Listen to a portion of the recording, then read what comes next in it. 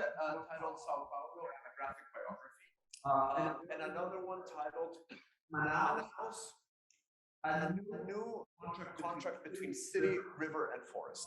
And for those that don't know where Manaus is sited, it is a city sited in the center of the Amazon River basin, which for many, many decades was the capital of the rubber boom.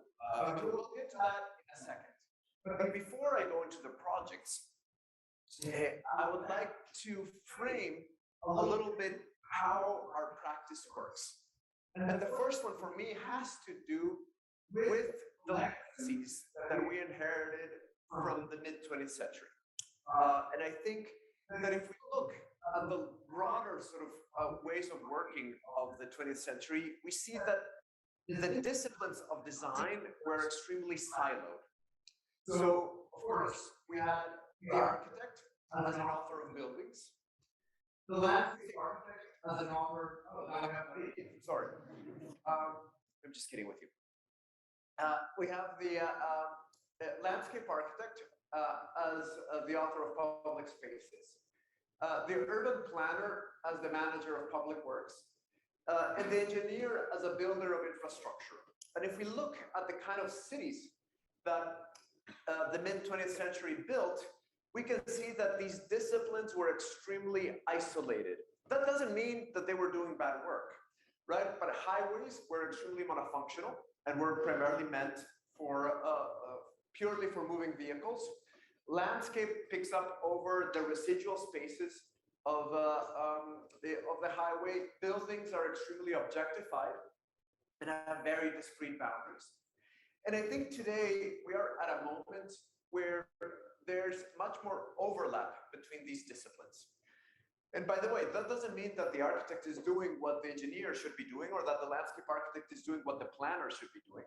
But it does mean that today we have a mindset in which we can find overlaps between these disciplines, establish dialogue, and therefore be able to set the stage for projects of greater scale and complexity. And this is one key thing that drives our practice. The other key thing that drives our practice is our interest between design and the life sciences. Of course, landscape architecture being the discipline that ties that, and between design and architecture and the material sciences. And also this dialogue is very important for us. The third one is a scalar framework. And one thing that's extremely important for us is that we don't want to be experts at a specific scale. We are interested in the role design plays in moving across scales. And I always like to show these two images. The smallest project we've ever done, a table. I guess you can get smaller, but that's pretty small. One of the largest projects, which is a visualization study that deals with issues of water and urbanization for the Phoenix 2.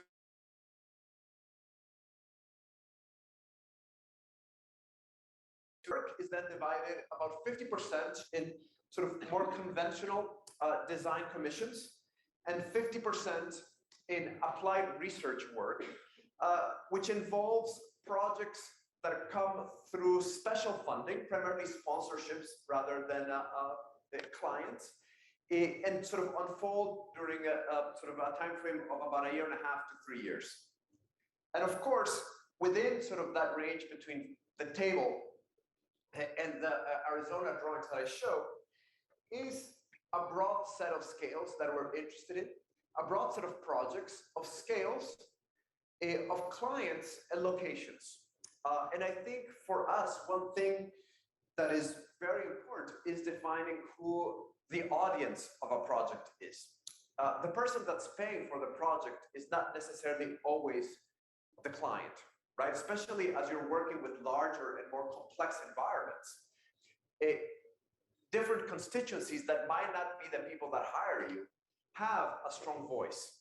And how do you actually establish processes for that dialogue is also important in our work. And ultimately, our practice is inherently iterative. There's not one way to explore architecture. There's not one way to see architecture. And for us, design pedagogy, primarily studio pedagogy, writing, and doing research reports, and of course, professional practice are highly interrelated. And questions that you might ask through one avenue get answered through another, and vice versa. And for us, one aspect that's extremely important is writing.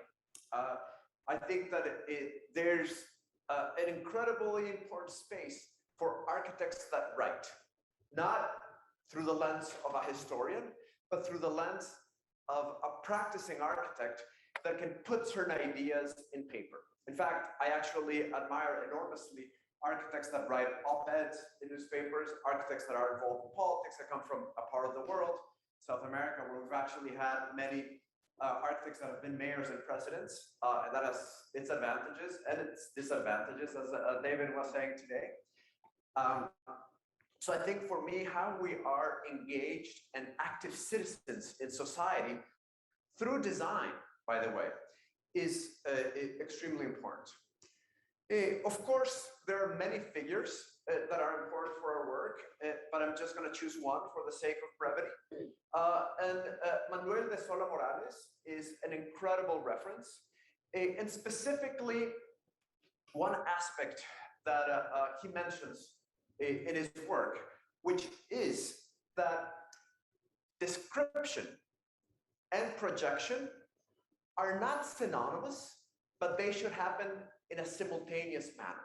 That how you describe something and how you then respond through a design project is an ongoing dialogue. And that for us is extremely, extremely important. And of course, the title of this lecture is also a big nod to the work of Manuel de Sola Morales. So with that framework, I want to start describing the first project. First, I think I've gained myself access to a sip of water.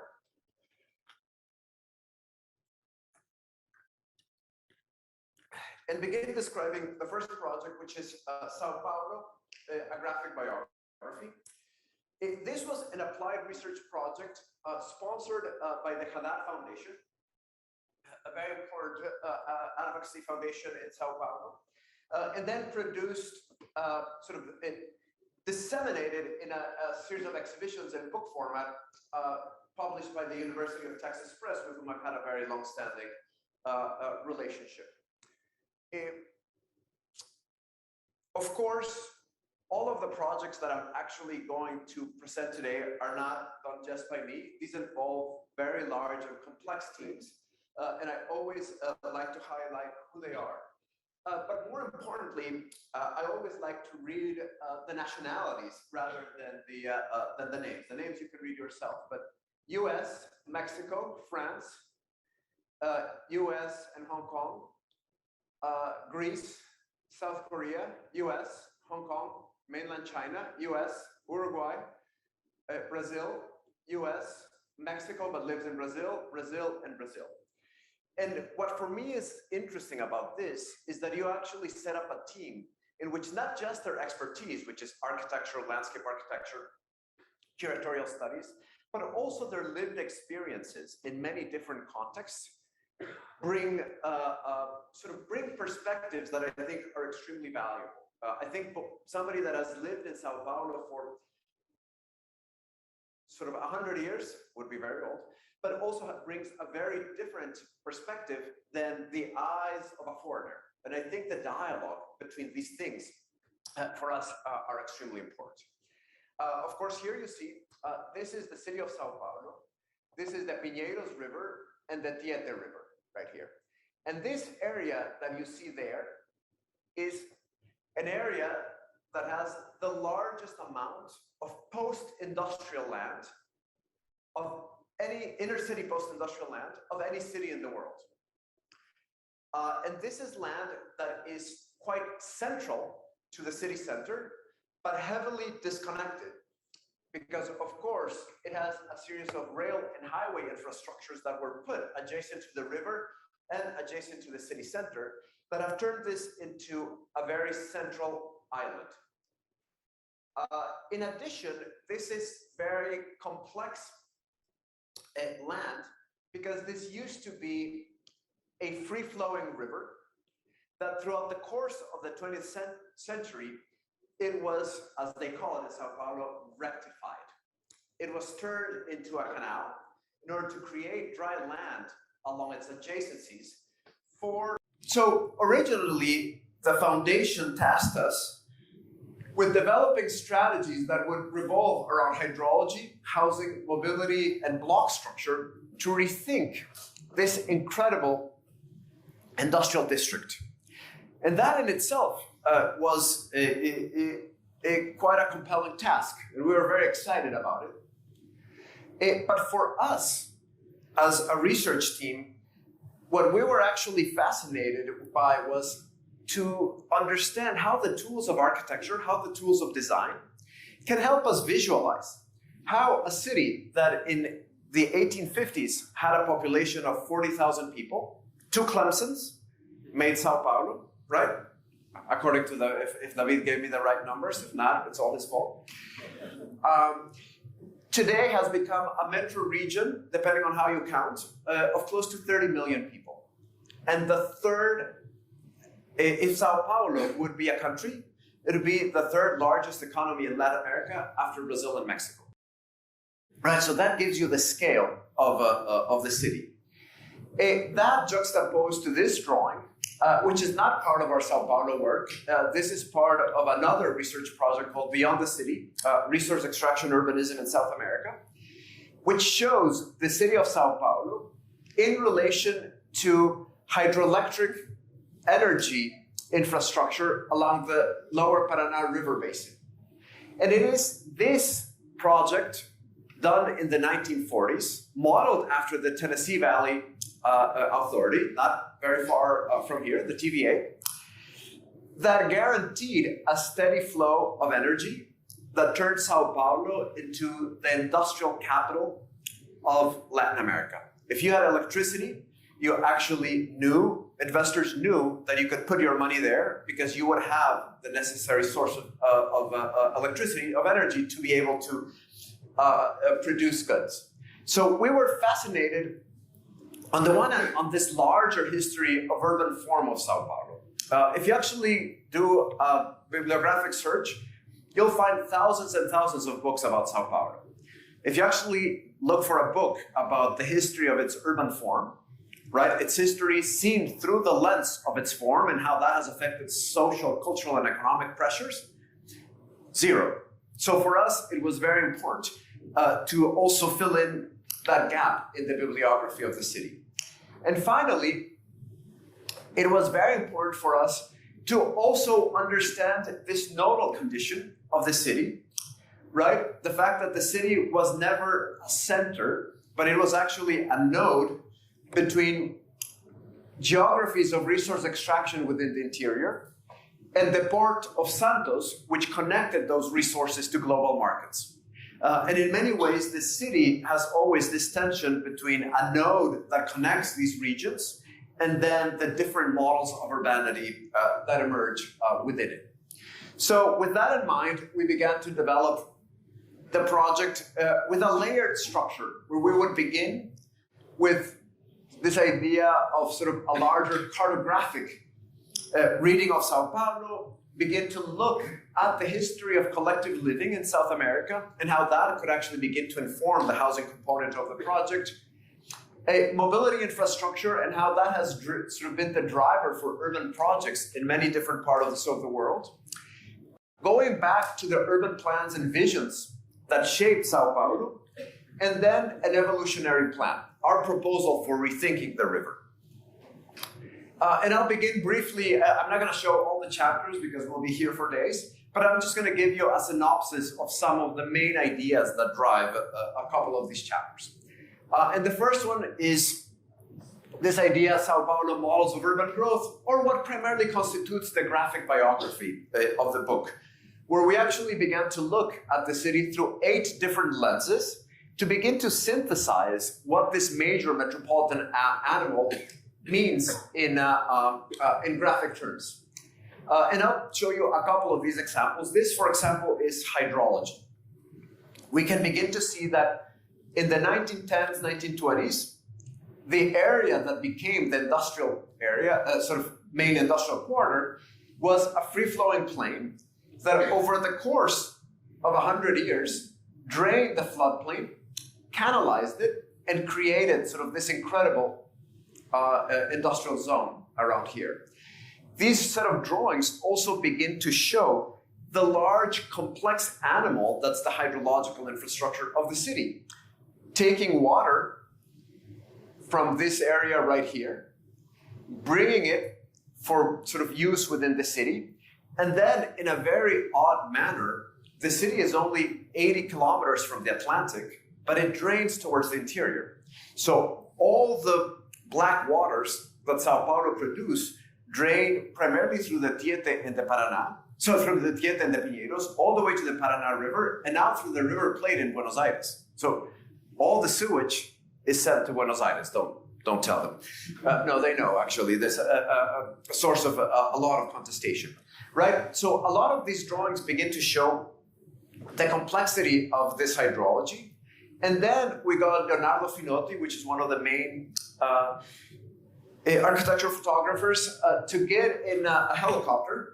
Sao Paulo, by the way, has the largest number of helicopters in the world. It's like the most amazingly well-managed sort of air infrastructure. In fact, I don't think it's still working, but if you open Uber, you actually get the option of Uber Copter. And of course, it's brutally expensive, but the option's there.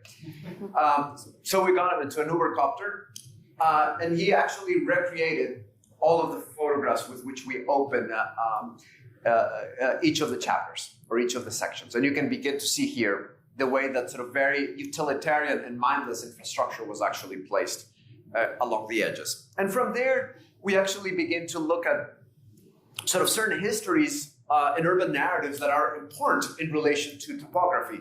For example, the fact that the floodplain became the main industrial area, but it also became the main area for immigrant housing, right? Immigrant workers that were coming primarily from Italy, Japan, and many other countries to sort of fulfill the labor force in Brazil after the abolition of slavery at the turn of the 20th century.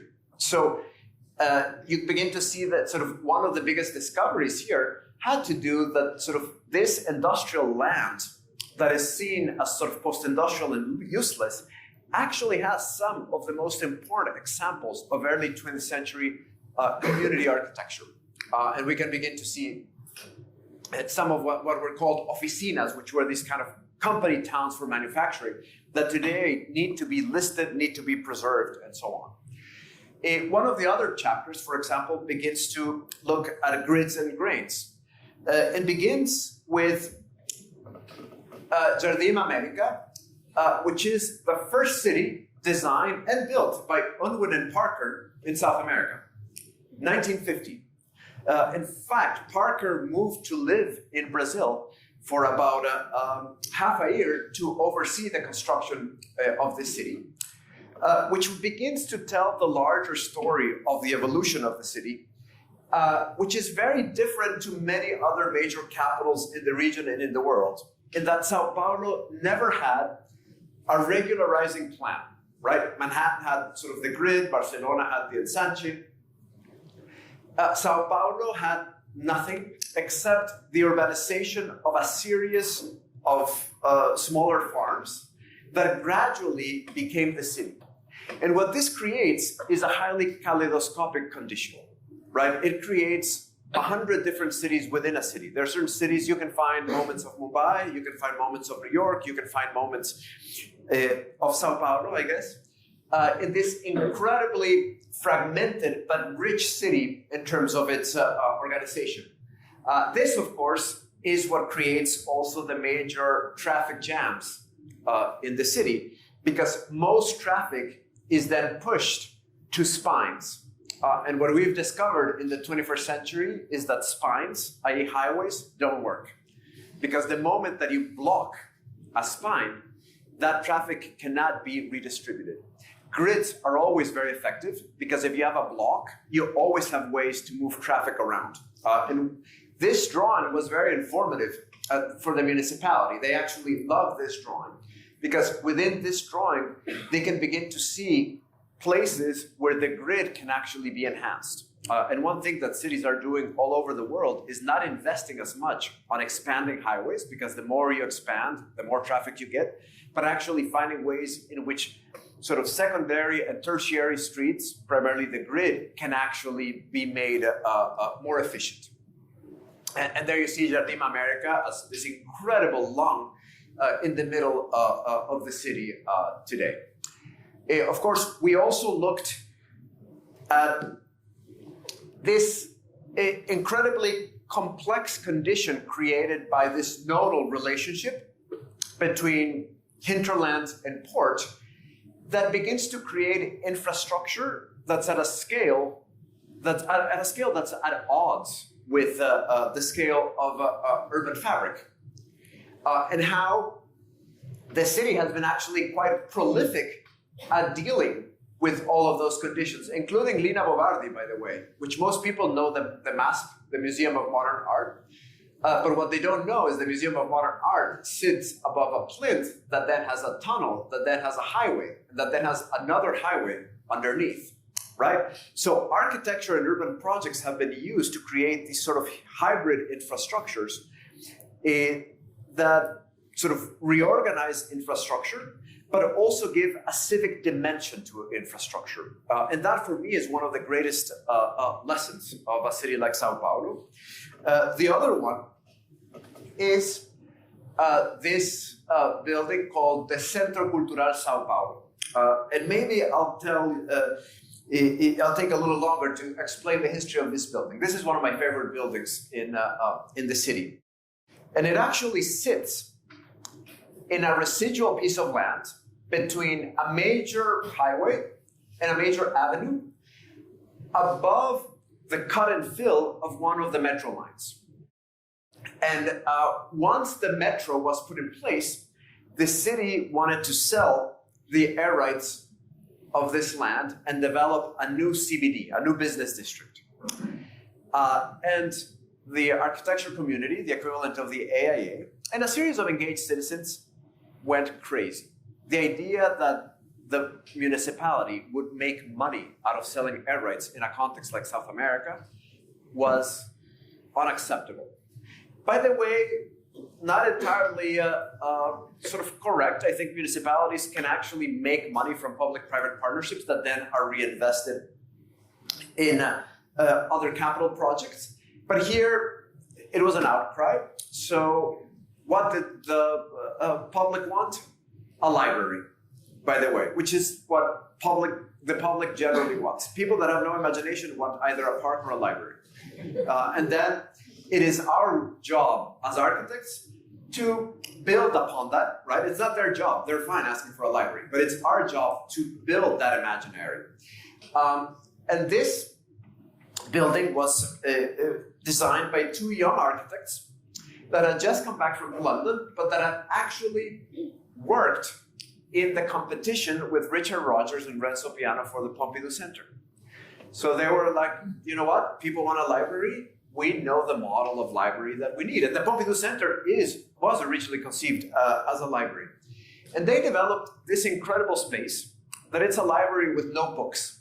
It's just these series of ramps, gallery spaces where young people can go and rent video cameras, yoga classes, a series of sort of social and cultural programs. And until this day, this was built in the mid to late 80s. Until this day, this is one of the most successful civic spaces, once again combined with architecture. And you can see it right here. This is sort of the layering of infrastructure that actually makes the project. And this is an incredible lawn that also becomes sort of a sort of park for all the buildings, primarily residential, that look into it. And I think for me, one part that's extremely important about this project is not just finding what are the challenges of Sao Paulo, but also showing the world that Sao Paulo has some of the best architects in the world, right? And this dialogue between challenge and lessons learned also drives a lot of the book. Another one of the chapters, I'll go very quickly with this one, but it has to do with verticalization. Today, we see a lot of pencil towers popping up in many cities, primarily in New York City. But let me tell you, the pencil tower was invented in Sao Paulo. And you can see here, Avenida Paulista. Here you can begin to see a study we did of the different generation of towers that began to bring a particular cosmopolitanism to the city, right? Vertical, primarily through collective living, right? Living in a collective setting in a tower was not just a question of economy, it was a question of aspiring lifestyles, about what you wanted to, how you wanted to live, how you wanted to share the street, access to what amenities you wanted. And this chapter sort of tells that story, and then gives you what Avenida, the same avenue, slightly different angle. Bernardo Finotti didn't want to recreate exactly the photograph. He wanted his own take of the photograph. So there you go. But you can begin to see sort of how in the course of about 60 years, an entire landscape of urbanization changed. And with that, the cultural habits of the city changed. And of course, our argument today, because many people oppose these towers, right? They call them vertical communities. They call them gated vertical communities, that they're terrible for the city. And at the end, that has nothing to do with the type. That has to do with the model of development. The question is, how does the type meet the ground? And what kind of collective spaces are we conceiving in the ground? And one of our proposals is to actually allow for not less towers, but for more towers. But the towers are not the problem. But the towers need to be part of a larger transfer of development's rights system that might give you the possibility of also enhancing public space, enhancing open space, and creating a funding mechanism for better quality of life at the street level. So I won't go through all the chapters from there. I won't go through all the sort of units of the graphic biography, but from there we went to study a series of precedents where major architectural interventions and urban design interventions have been driven by investments in mobility infrastructure. One of my most favorite ones, Grand Central Terminal in New York, where the project, of course, is not just a terminal, but the fact that the terminal paved the way to the decking of close to 12 different blocks that created Central Park North. And on the one hand, it allowed the city to negotiate the sectional difference between the tracks and the city above that for many years were just open, as you see here, but also create an incredible amount of real estate that paid for this public work. A more contemporary version of the same thing, less ambitious, is the TVG station in Turin, right? Where the new infrastructure is not just access to the high-speed train, but also a way for pedestrians to connect and cross the city and link two sides that had actually been separated for years. Independent of what you might think about this sort of a lovely thing, operationally, the project is extremely successful. So from there, we actually went back and said, well, what are the larger urban visions that have shaped the city of Sao Paulo? And for me, there are two that are critical. The first one is this project by Osasco de Peña, which argues that the city should have never rectified its rivers, that it should have actually created a much more passive system, but that canalizing them and putting highways adjacent to it was a mistake. Interestingly enough, the other one is this one by our friend Le Corbusier. Very familiar. The highway that connects Rio with Sao Paulo, the highway that connects the interior with the port, a series of towers at the intersection of the two highways that have housing below. But by the way, the two proposals are very similar. Because if you actually read Le Corbusier's proposal very carefully, what that drawing is saying is don't build over the rivers. It's saying the exact same thing that this one, in a much more Corbusian way, right? He addresses it with Pilotis. This one is a more landscape-oriented strategy. But they both were arguing against this engineering of the rivers. Guess who joined the party? Robert Moses. And that, I don't know if any of you know, Robert Moses is a very important sort of figure in sort of in urban renewal, New York City, but also many major American cities, and a huge consultant for many cities in Latin America. Half of Caracas was built by Robert Moses in the 1960s. And of course, that led to the rectification of the river. So with all of this research, we began to develop a proposal that dealt with these three conditions: mobility, hydrology, and what I call the urban project, right? The reorganization of the urban block at an intermediate scale. And I'm not going to show the entirety of the project, but I'm going to show a series of images that I think tell the story quite well. The first one is this one, which is the river and the city in 1842. So there we go, two Clemsons, and the river completely free-flowing. This is the city in 1942, where we begin to see, right, the rectification project. This is the city today, where you can see that the river has been put on this straitjacket, and of course, there's a major industrial area there. So from there is where our proposal begins. And the first operation that we recommend is the restructuring of this rail infrastructure, which today moves two cargo trains, one at 6 a.m., one at 9 a.m., half empty at 10 miles per hour. And we're saying, well, I don't think we need those trains anymore. But what we actually do need desperately is a new mass transit spine that might connect the center with the periphery, with a local and an express line.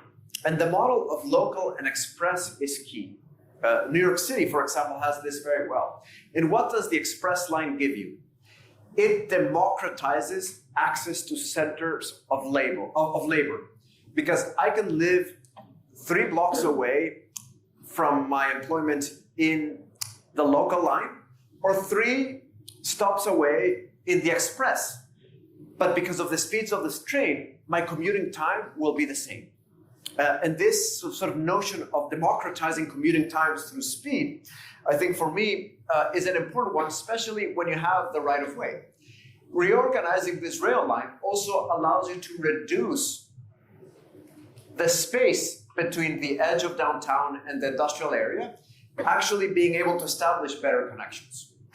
The second one, of course, has to do with the reorganization of the grid and the extension of the grid so that we can actually establish better connection points between the city center and this area and reorganize the dimensions of the urban blocks, which for now are actually part of a more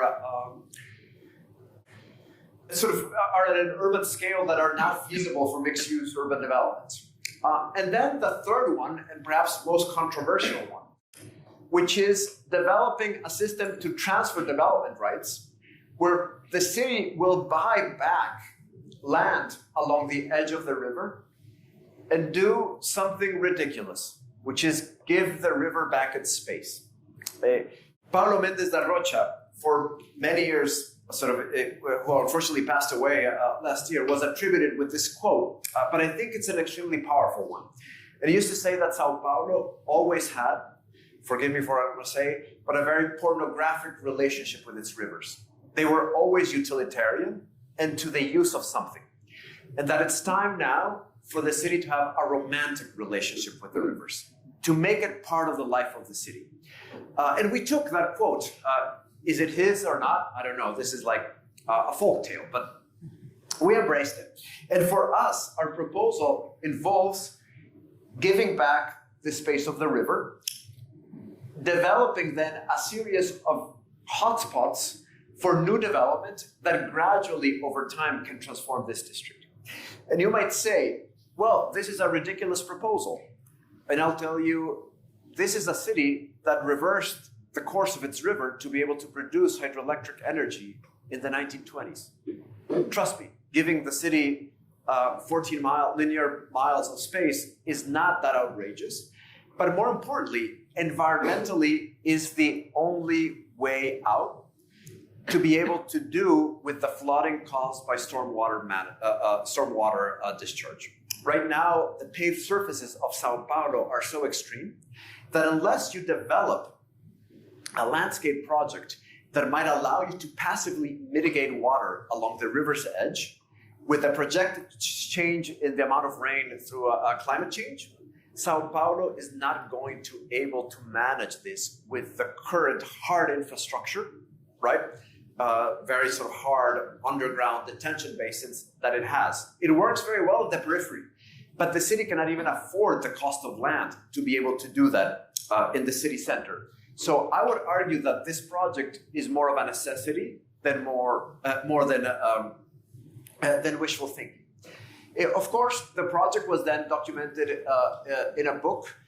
Part of what we did in this book is to also invite people from different disciplines, some from Sao Paulo, some from abroad, to give us a perspective. In this case, for example, Marcia Castro, who happens to be from Sao Paulo, she's also the chair of the public health department at Harvard, to write about the relationship, for example, between investment in public space and improvement in health, specifically in terms of mosquito-borne illnesses, which are very problematic in South America.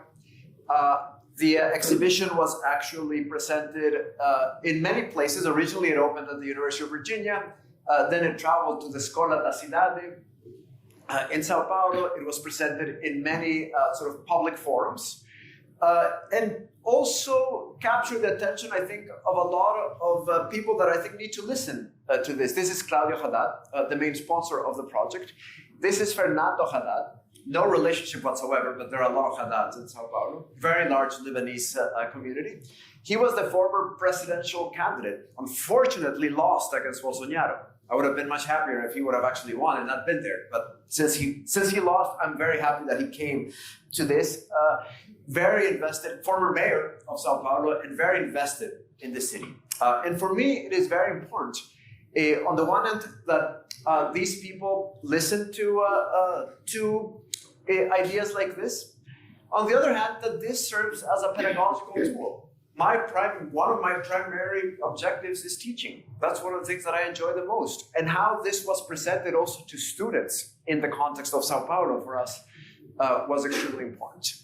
And finally, the way that the project was presented in the main newspaper of Sao Paulo. And we gave the main newspaper many images, by the way. So the fact that they chose the plan to put on their front page, for me, is very telling, because it shows that there's an appetite for this, and that the mission of projects like this is to build that desire. Obviously, we're not going to build this tomorrow. Most likely, the project that would be built would be very different.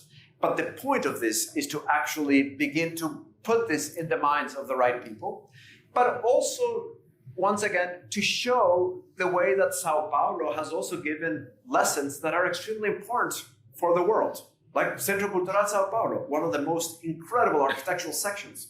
I didn't speak today about the SESC system, right? Primarily Lina Bobardi's, but there are close to 100. The most important public-private social infrastructure institution in the world. So for me, that dialogue was very important. And of course, also the way that this then allows us to have conversations with other cities. In this case, at the VSM, I always give the initials because I cannot pronounce the full name, museum in Mumbai, where we had a fascinating conversation of the relationship of both cities to water. Right, in this case with my dear friend Raul Marotre.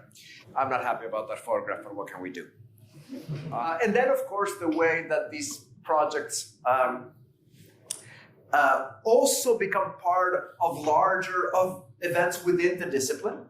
In this case, the way that the project was presented at the Seoul Architectural Biennial in 2019.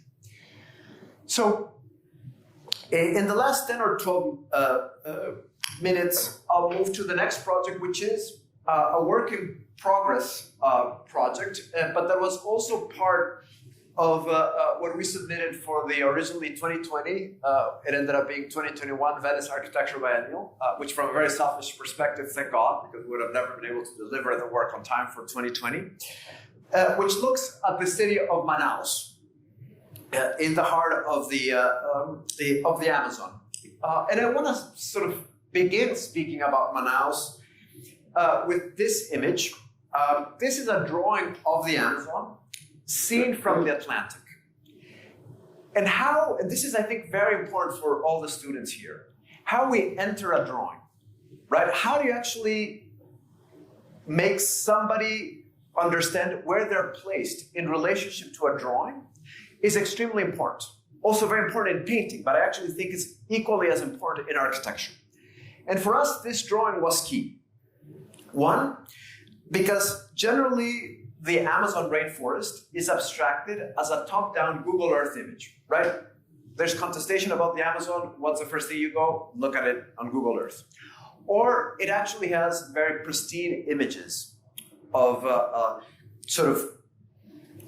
populations, sort of native populations to the Amazon. But what rarely gets sort of explained, one is the relationship of the Amazon to the Andes Mountains, which I'll explain in a second. And two, the fact that the Amazon hosts a large number of cities, and that most people in those cities don't want to go to sort of more artisanal ways of living. They actually want a suburban house with two cars. And how do you actually negotiate those relationships is part of what we're beginning to look at in this project. But the most important relationship here is this view of the Amazon, of what's called the Rio Mar, right? It's a river, but it's so big that it's perceived as an ocean. There's the city of Manaus right there.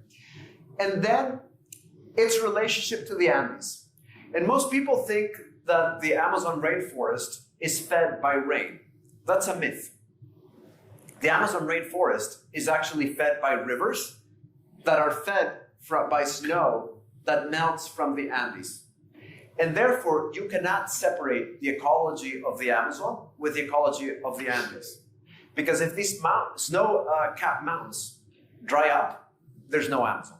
And for us, it's very important to also communicate through this view that has nothing to do specifically with the project that we're dealing with, but to communicate that larger relationship. So from there, we go to the city of Manaus. For many people that might not know, Manaus was the epicenter of the rubber boom in the sort of late 19th century, early 20th century.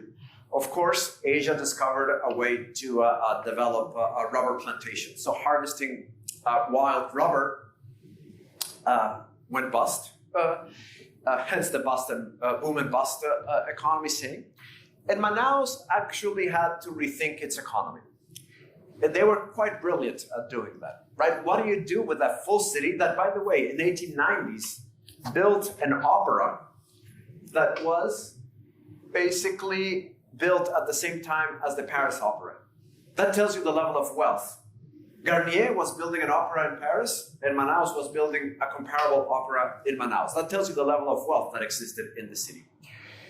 Once rubber goes bust, they begin to develop an economic free zone.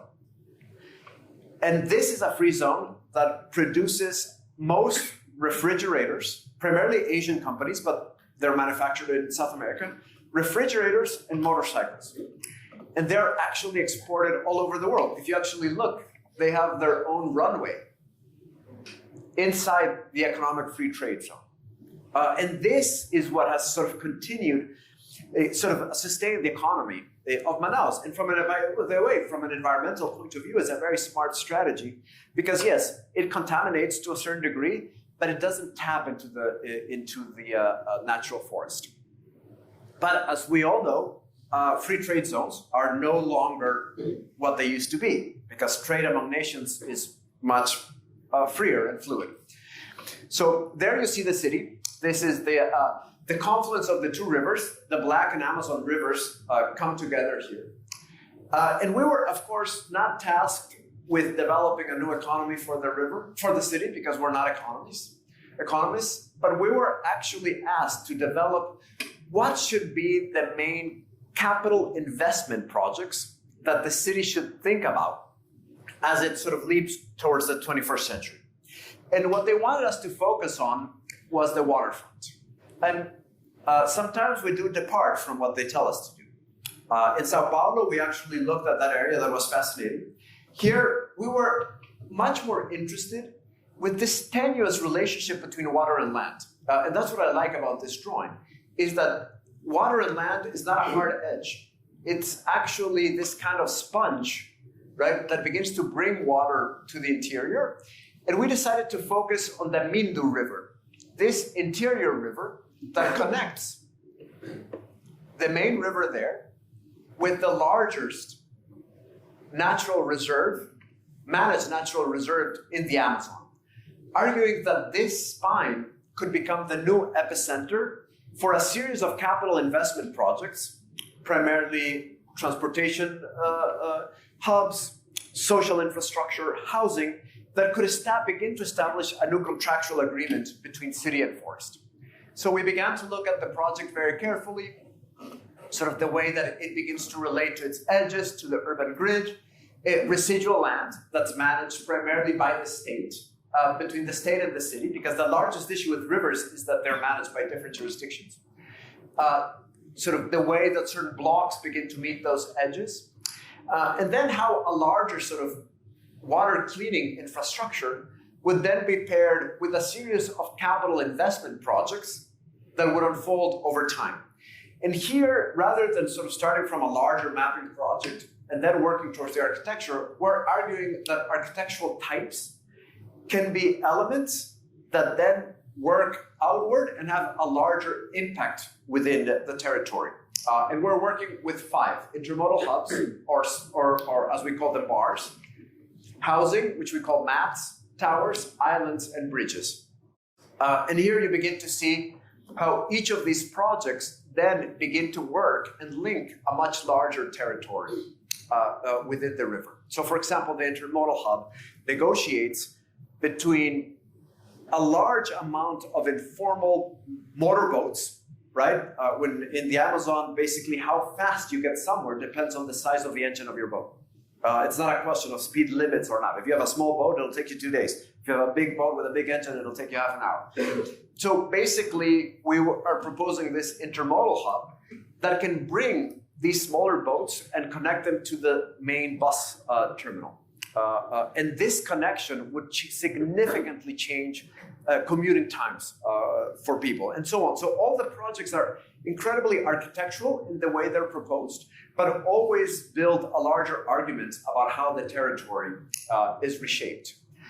This is the way that the project was actually presented both in Manaus, but also at the Venice Biennale, sort of making an argument also that the perspective, how you approach, how you're brought into the project is extremely critical. And I'll finish by showing you a few images of the housing project, which is one of my favorite in this sequence, which begins to take over residual land adjacent to the river, right? And interestingly enough, you cannot build 100 meters on each side of the river unless you propose affordable housing. Affordable housing is the only exception. So in many ways for us, affordable housing then became the way into this area. And we started from the unit. And from there, we looked at ways that the unit would aggregate.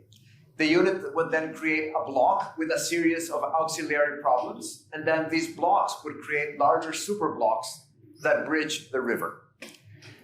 This is the plan for the units. It's very simple.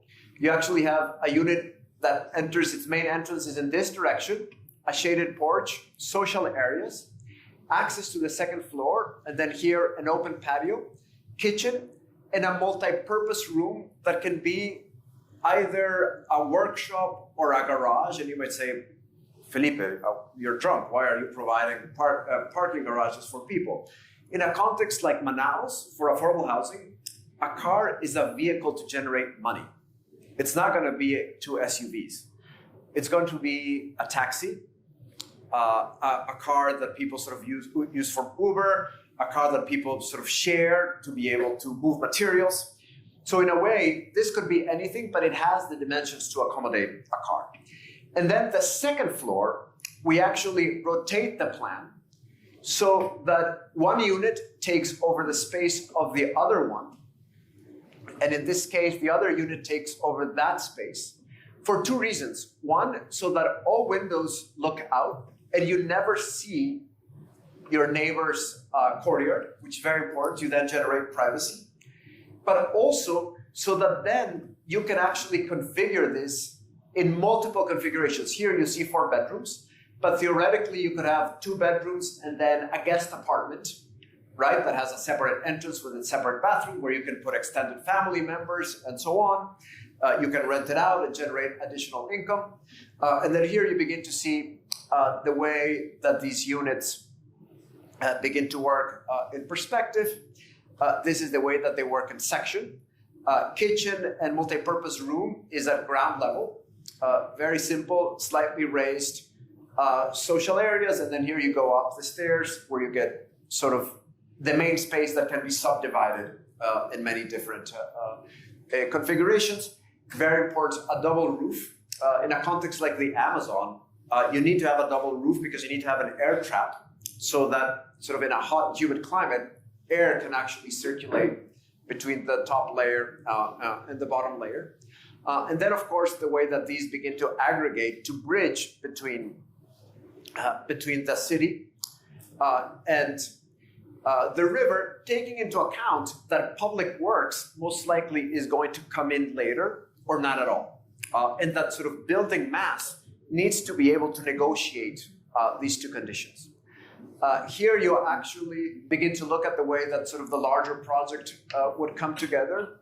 And then here, the way that from the unit, we move to a larger sort of plan, always using the same unit, but changing the blocks with auxiliary programs so that they actually don't become repetitive or monotonous. And then, of course, the housing project here then with the other 4 projects that make up the proposal. And ultimately, what I will say to conclude, this is the last slide, but what I will say is that, especially in addressing students, I always like to say that actions have consequences, right? And what do you draw? What do you argue? What do you put on the table? Even if it's in a school setting, even if it's in your first studio, you never know the currency that those ideas will have, right? And the best example for this is that one of the losing competition entries for the Great Plan of London, that Christopher Wren won, was the plan that then Oglethorpe sort of interpreted for the creation of Savannah and its multiple squares, right? Ideas travel, and they have currency.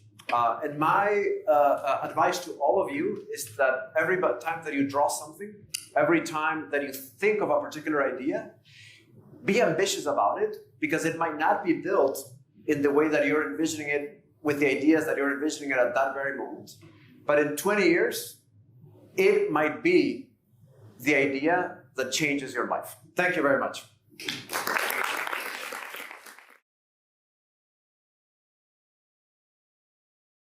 Yeah, that was great. Thank you so much. The work is really quite astounding. And I think I want to ask you though a few questions related to this issue of description. Mm-hmm. Talk about it with Solar Morales, because in a funny way to make it seem quite easy, right? Description. It's the easy use of the sort of down in the street use of that term, but it's actually more complicated. Mm-hmm.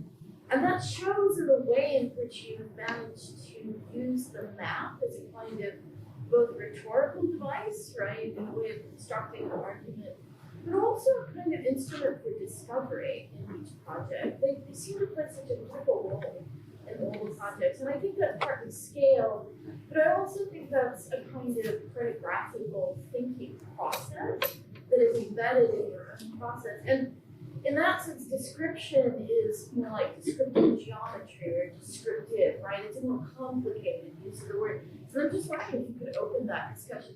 Yeah. No, I think just to summarize for the people on Zoom, the question is about, in a way, the use of the word description in the way that description is actually problematized in the work. Is that a good summary of your question? Yeah, good. No, I think you're absolutely right. And that's why, for me, when I showed the image of Manuel de Sola Morales, his argument about description is very sort of resonates very well with us because it's not about narrating something. it's about the fact that the moment that you draw something, the moment that you begin to understand something through drawing, one, as you say, it is a process of discovery. It's something that requires iteration. And through that process, you learn something. But it also already has intention and bias. You cannot not draw something without a particular intention. And for us, that is very important. How we choose to, we spend a lot of time, and one of the main people in our office, Devin Dobrowolski, more than me, is incredibly particular about how things are drawn, specifically for that, because how we actually draw a particular element will already inform what are some of the design ideas that we'll put on the table. That doesn't mean that the mapping is the project, by the way, and I think that that's an important distinction. There's a certain level of disciplinary know-how that comes from architecture, from design at large and its larger histories that we bring to the table. But it's this dialogue that is extremely important. I think the other aspect that's very important about your question, and that it goes back to the work of Manuel de Sola Morales, is that he actually says that drawings are not literal, but literary, right? That they're open to multiple interpretations, that you can, which is true, you can use any of these drawings and tell 100 different lectures, right? And that is the power of drawing, that it allows for people not just to read it literally, but also to hallucinate on possibilities that are embedded in those drawings. And that's also very important in our work. Any other questions? Please, go ahead. So my question is, if I understood well, mainly the Sao Paulo project was commissioned by this foundation. Yeah. And my question is, in that case, what was the strategy to achieve like the authorities' commitment? The what? The authorities' commitment to this, or what was the way you work with them? Because these kind of projects need a lot of political decisions, and that's a problem I see pretty much all over South America. Yeah, no, but I think two things. I think that that's an extremely important question, right? And part of the reason why we work with the Haddad Foundation is because they actually have clout in relation to working with political figures. So, I mean, the mayor wasn't there to see me. The mayor was there because the Haddad Foundation is has a connection with them and works with them. So local partners that are actually able to bring people to the table is extremely important. But once people are at the table, then what, right? And I think for me, the most important part is being able to get buy-in, being able for people to understand that no matter how you actually frame it, Sao Paulo needs to rethink its rivers. And it's not just a beautification project, that this has to be integral to a larger environmental strategy that will guarantee its sustainability in the future. And I think for me, that is the larger message that I always hone in because I've met with a lot of people, right? This is not this is a project that sort of the city has its own version of it. We won't get into that. But it's a project that needs to be embedded in the larger mindset of its citizenry for it to be able to work. And to give you a slightly different example, many years back, we did the vision plan for the new metro in the Quito in Ecuador. And this was, once again, this was part of the 11 studies done. The other 10 were done by Metro de Madrid, which was a company that was doing all the technical part, and ours was sort of the larger sort of vision. We submitted the report. It was done similarly in a similar model in a book, but this was working directly with the municipality. And they actually did it in a different way, which is that we had a huge launch. I mean, this was the city, so you can imagine the amount of press that was put into this. But the municipality printed thousands of copies. And if you wanted a copy of this book to see what the vision was for the metro, you just had to call the municipality and you got a free copy. Like it's not that you went to Amazon. You just got access to it. The PDF was available online. I did a lot of, I remember sort of TV and radio interviews. The people in a country that had absolutely no rail culture, right? If you're building an airport in Ecuador, great, we have plenty of those. It's a country that had no culture of rail.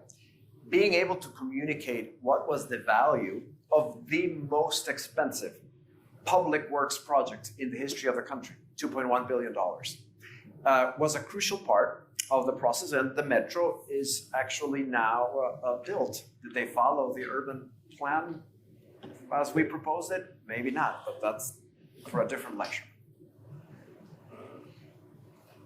Over there, please. You talked a lot about scale at the beginning, and these artists have really large scales, but you're able to narrow it and focus, especially the second one, talking on how to get from the huge scale and all the way down to like designing a unit, not getting lost and losing the big idea.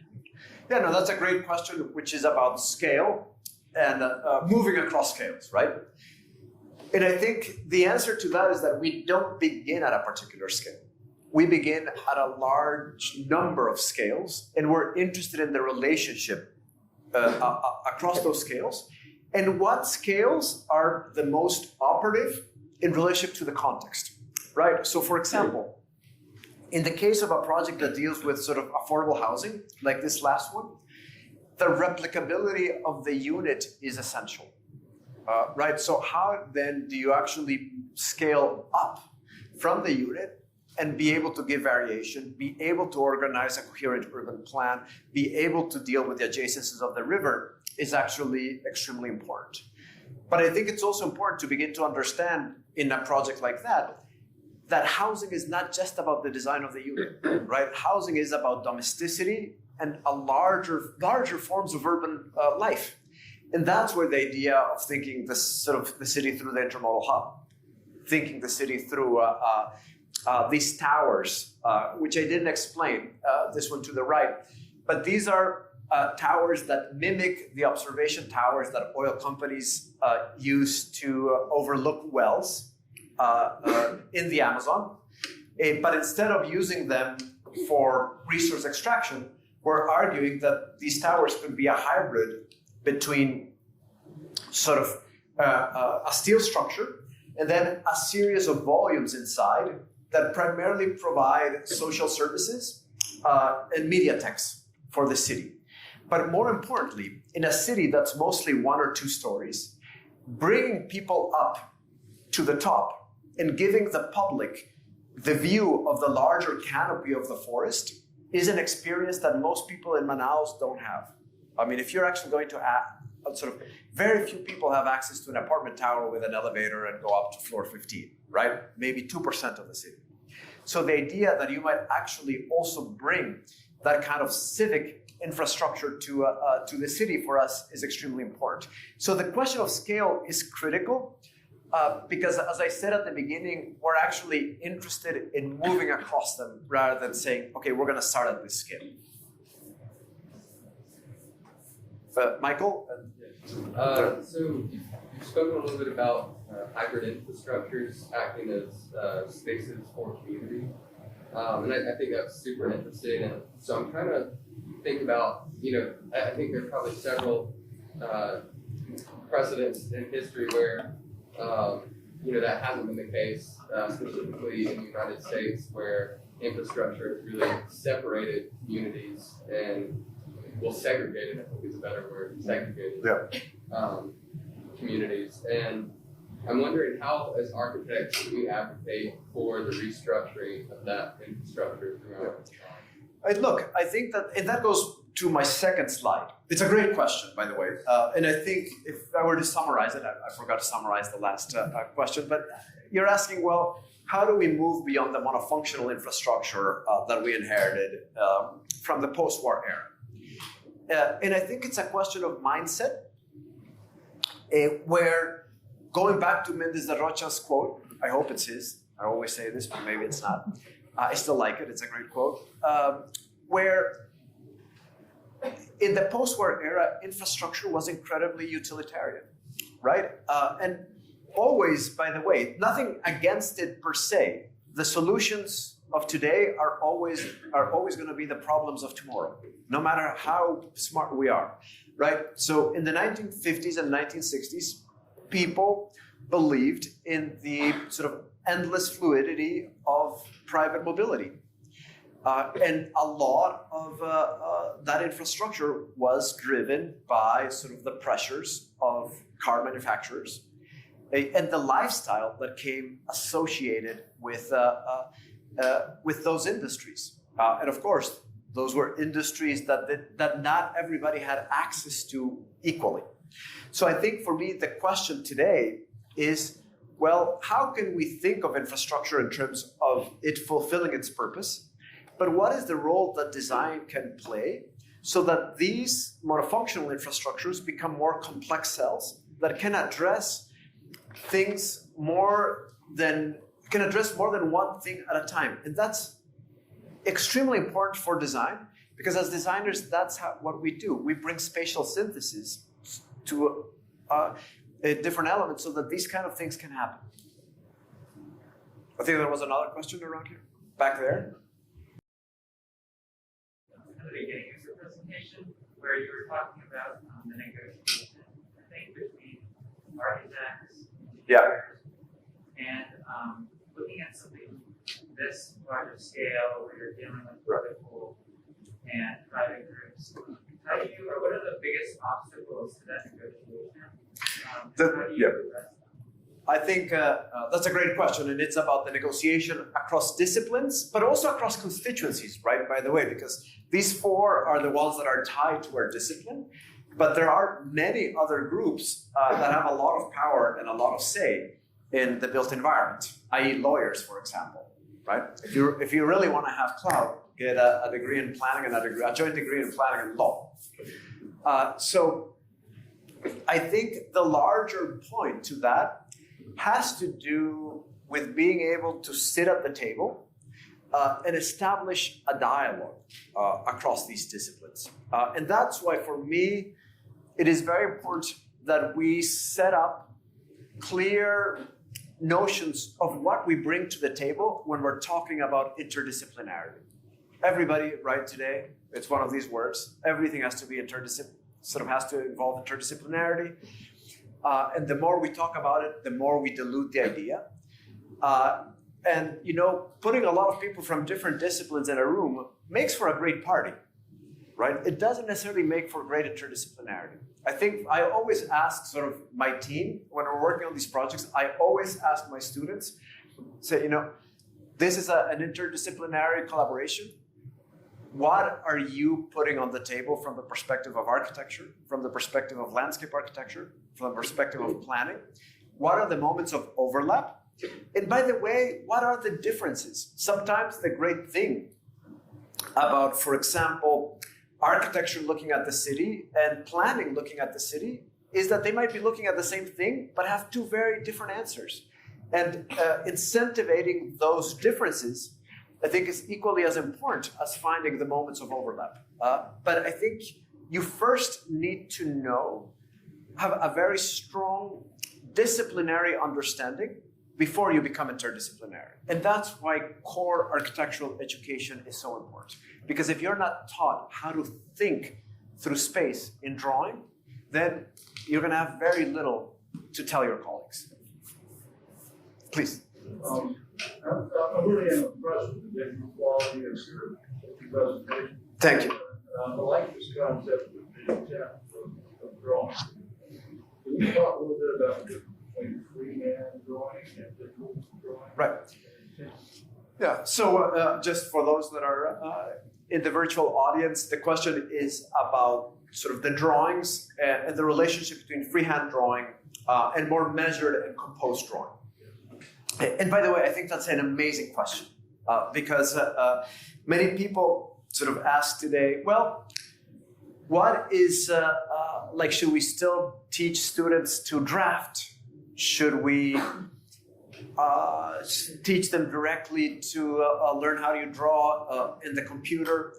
And for me, the best or the most important thing is not necessarily for students to have a drafting board and learn how to draft, even though there are a lot of great lessons embedded in that.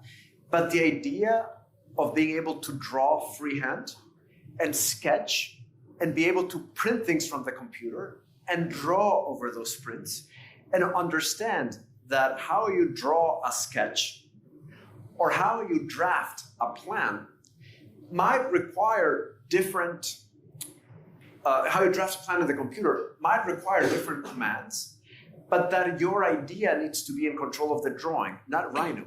And we were discussing this with a group of students this morning. We see a lot of exploded axonometrics that are the default Rhino setting, when for me it's much more interesting to understand what is the larger history of isometric drawing and how do we actually bring that and update it with digital technologies, right? So many of these drawings, by the way, it's very unclear to know what software they were done in. If somebody can tell me what software these came out of, you won't, because it's many. But I think for me, being able to bypass the biases of software is essential today in architectural education and in drawing. We're going for, anybody else? She's going for a repeat question if nobody else. Go ahead. So I don't know if maybe I didn't see it, but what was it like? What is the time frame for the plan for Sao Paulo? And my question is, I see these projects that are like a long term. They're like a sun that you fill their backpack with everything, but at the end they will end up taking their own path. Mm-hmm. So is there a way you can set some maybe milestones during that long-term process, right, so you can control how is that evolving, or it's like a... Look, I think at the end of the day, once again, this is a sort of, how do you call it? It's a project that's put on the table to open a conversation. So the time frame of this project, ideally 2035, right, in our mind. But this 2035 most likely is not when it's going to happen. And if it happens, it's going to be a very different project than what we've shown, right? So what for me is important is not phasing to say in year 5, this happens, in year 10, this happens. For me, what's important is that there are 3 or 4 key values that I think you need to hone in and convince all stakeholders involved.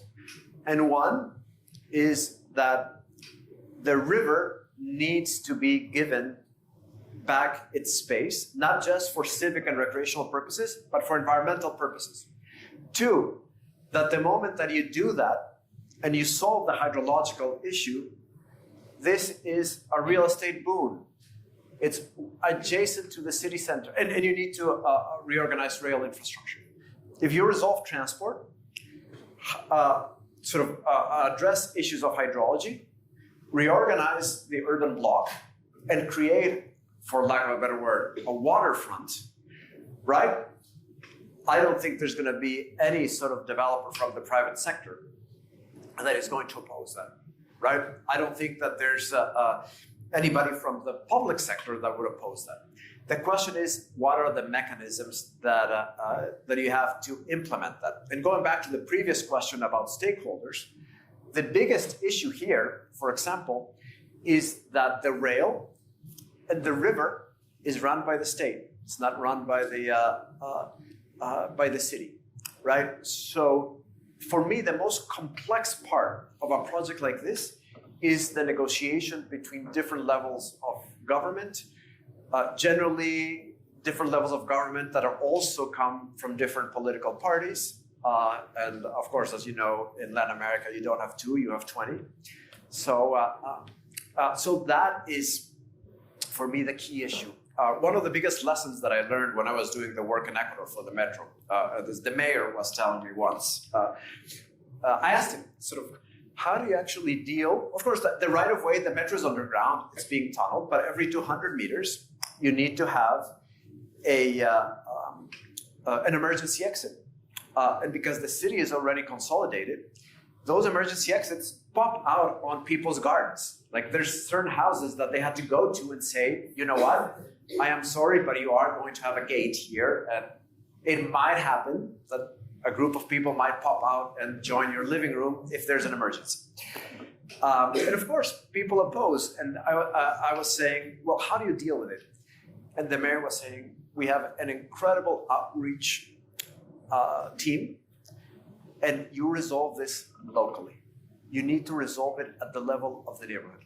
If it escalates above the level of the neighborhood, then you have political parties involved, opposition, and you just cannot, no matter what happens, doesn't matter if you have to pay $5 million for the house. You need to resolve it at a local level, because if not, the project will get stopped. So outreach becomes extremely important, but these are machineries that are put in place by a much larger group of people than the way that I'm presenting these projects. Okay? Well, what a treat. It's been fantastic to be here.